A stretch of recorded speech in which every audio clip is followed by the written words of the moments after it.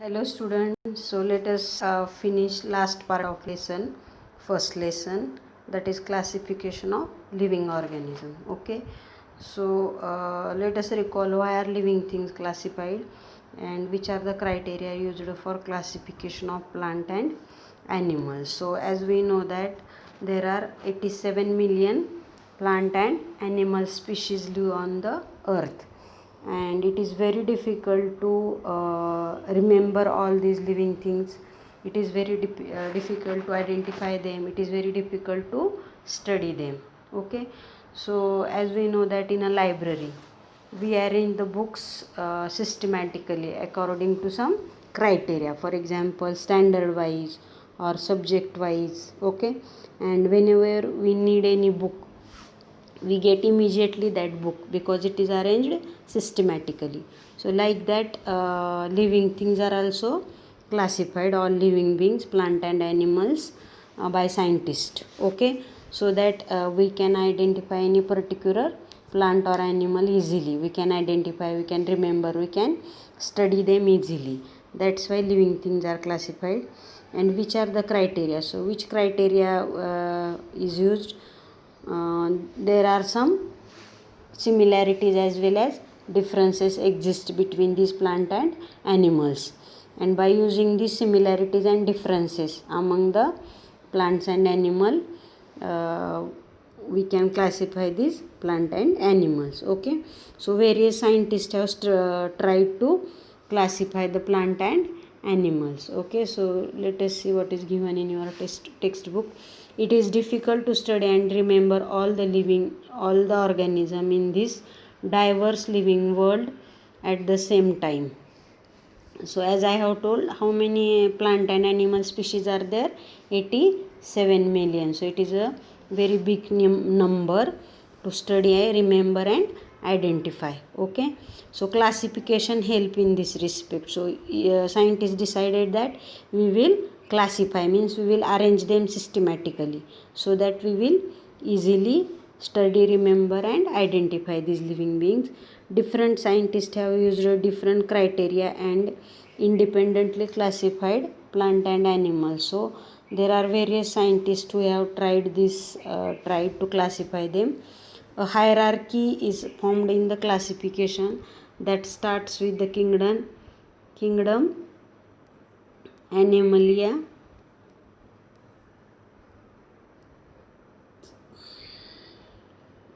A hierarchy is formed in the classification that starts with the kingdom Animalia or kingdom Plantae. Further groups and subgroups are formed depending upon the basic similarities and differences. This is called as hierarchy of classification. So hierarchy means, what is the meaning of the word hierarchy? Hierarchy means arranging something according to level of their grade or order or class or importance. Okay, so hierarchy means arranging anything according to its grade or class or its importance. Okay, for example, in office there is a hierarchy. There are 4th class people are there, then there are class 3 people are there, then there is a manager, directors, like this. So there is a hierarchy. So same thing is here. Hierarchy means arranging according to grade. Okay, so here plant and animals are arranged by using some criteria. Okay, that is called as the hierarchy. So here they have given one example, and which criteria uses similarities and differences among the plant and animals. Okay, so here they have given the example of mango and human. So how it is classified? Kingdom Plantae means plants, then phylum Antophyla, class Dicotyledone, order Cypanidales, family Anacardiaceae, genus Mangifera, species Indica. So species means all mango plants. Okay, species means which can reproduce among themselves. So all these organisms are classified as a one species. For example, all humans are included in one species, that is sapiens. Okay, so species means a group of organism, plant or animals, which can reproduce among themselves, that is species. Then for example, all cats are included in one species, all dogs all over the world are included in one species. Okay, then similar species are included in one genus, then similar genus are included in one family, all similar families are included in one order, all similar orders are included in one class, all similar classes are included in one phylum, and all similar phyla are included in one kingdom. Okay, so likewise classification is there. Understood? So all cats of similar are included in one species, all dogs, all horses, all rose plant, all hibiscus plant are included in one species. Understood? Then similar species make genus, similar genus make one family, one family, similar families make one order. Likewise hierarchy is there. So this is about the hierarchy of classification. Then binomial and nomenclature. So as we know that there are 87 million plant and animals are there. So they have different names all over the world. Understood? In our India, for example, take an example of mango. So it has a various names. For example, in Maharashtra we called it as amba, but in other state it has a different name. Okay, so all over the world so many different names are there. So it was difficult for scientists to communicate regarding any plant or animal.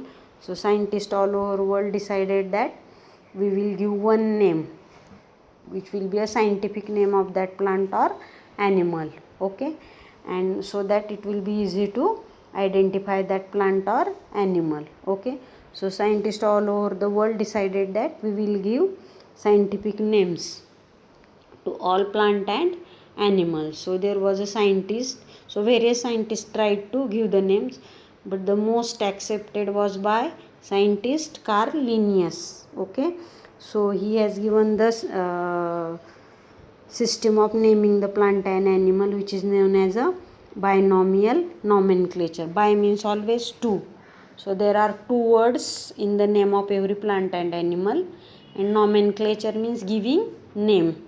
Okay, so that is binomial nomenclature, means the name given by this scientific name given to each and every plant and animal, which will include two words. Understood? So first word will be genus and second one will be species. So let us see in your textbook. Imagine that there are 4 students with a name Kabir or Kiran in a classroom. So as you know that in every class there are students which have a same names.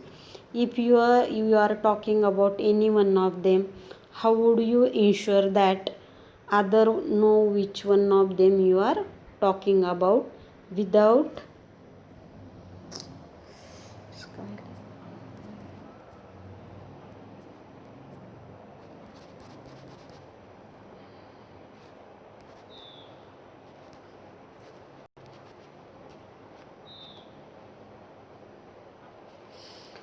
you are talking about without any confusion. So we would tell the full name, that is the first name and the last name. Okay, so for example there are 2 student naming, both have a same name, that is Kiran. Okay, so but due to surname we can definitely know that the person about whom we are talking. Okay, so this is a similar to binomial nomenclature, means there are 2 words. So due to these 2 words we come to know the plant or animal about which we are talking. Binomial nomenclature used to identify each organism. So each and every organism has got specific name according to scientific name has been assigned to each organism. So as I have told, a scientific name is given to each and every plant and animal. It consists of 2 parts. There are 2 parts. The first part is genus and second one is species. So genus and species we have studied. Species means all interbreeding animals, means which carry out the reproduction. For example, all cats, all dogs all over the world. And genus means similar species, a group of similar species make genus. So in the name of a organism, the first word would be a genus and second one is species. All identified organisms have been assigned a binomial name as per the guidelines of the International Code of the Nomenclature. So there is an international code of giving name or nomenclature, and it includes two words. First one will be genus and second word will be species. All the organisms of species are so similar that irrespective of differences in color, height, habitats, that is living place, and habits, they can reproduce among themselves and form new individuals like themselves, means they carry out the reproduction. For example, cat all over the world, they have a different color, height, their habitats may be different, but they can reproduce and give birth to new young ones. For example, all domestic cats in the world belong to the same species. Okay, the same is true in case of animals like hen. So all the hens all over the world can reproduce and give birth to new young one. Then cow, dog, etc., and plant like mango, wheat, maize, etc. So they all will be included in one species. So as we have studied the example of human beings. So all human beings all over the world from all countries and continents, they are included in one species. They make one group of animals, and that group is called as sapiens. All human beings. Okay. Then they are included in a genus, Homo. So genus is a group of similar species. Then they are included in a family, Hominidae. Okay. So likewise. So what is the scientific name of human beings? Homo sapiens. Two words will be there. First will be genus name, that is Homo, and second word will be name of the species, that is sapiens. So likewise, the scientific name of human beings is Homo sapiens. Understood? So like this. So what is meant by binomial nomenclature, and what is the name of the scientist? Carl Linnaeus. So Carl Linnaeus given this system of naming the organism, that is called as binomial nomenclature. Nomenclature means giving the name to any plant or animal, and binomial means it includes two words. First word is genus and second word is species of that organism. Example, for example, mango. So what is the scientific name of the mango? Mangifera indica. So genus Mangifera, species indica. What is the scientific name of the human beings? Homo sapien. Then third example, neem. Okay. So what is the scientific name of neem? Asdirecta indica. Okay. Then what is the scientific name of acacia? Babul. So what is the name? Acacia arabica. So likewise, various organisms have various names. Here examples are given. Dog, Canis lupus familiaris. Then cow, Bos torsus, hibiscus. So hibiscus, all of you know. Hibiscus rosa sinensis. Then jawar, sorghum bicolor. So all these are the scientific names. Then exercise is given. Okay. So let us discuss it. Lotus. So all of you know that, adopted to live in water. Aloe, adopted to live in desert. Cuscuta, hostorial roots for absorption of food, and Venus flytrap, flower and leaves attract insectivorous plant. Then there is a paragraph, so let us discuss it. I am a penguin. I live in polar region covered by snow. My abdomen is white. My skin is thick with a layer of fat underneath. My body is spindle shaped. My wings are small. My toes are webbed. We live in flocks, means in group. Then question, why is my skin white and thick, and why is there a thick layer of fat underneath? So why the skin is white? Because it live in ice. So to blend with the surrounding, its color is white. And thick because there is a very low temperature, so to protect from the cold the skin is thick. And why is there is a thick layer of fat underneath? Means under the skin there is a layer of fat, so its body get protected from the severe cold and low temperature. Okay, then why do we live in a flock sticking close to each other? So as there is a very cold, temperature is very low, they stick to each other, so they get protected from the cold. Okay, they will feel warm as they will live in the flock sticking to each other or close to each other. Which geographical region do I inhabit? Why? So where do we find penguin? In a polar region. Why? Because their body is adapted to that weather, because there is a ice throughout there and temperature is also very low. Then which adaptation should you have to enable you to live permanently in the polar region? Why? So in the polar region there is ice throughout there and temperature is also very low, very severe cold is there. So our body should be like penguin, means our body should be white in color, so that we will blend to that surrounding. Then another one is our body should be covered with feathers, so that it will protect from severe cold. Then under the skin there should be a layer of fat, so that it will protect from the severe cold. So like this adaptation should be there.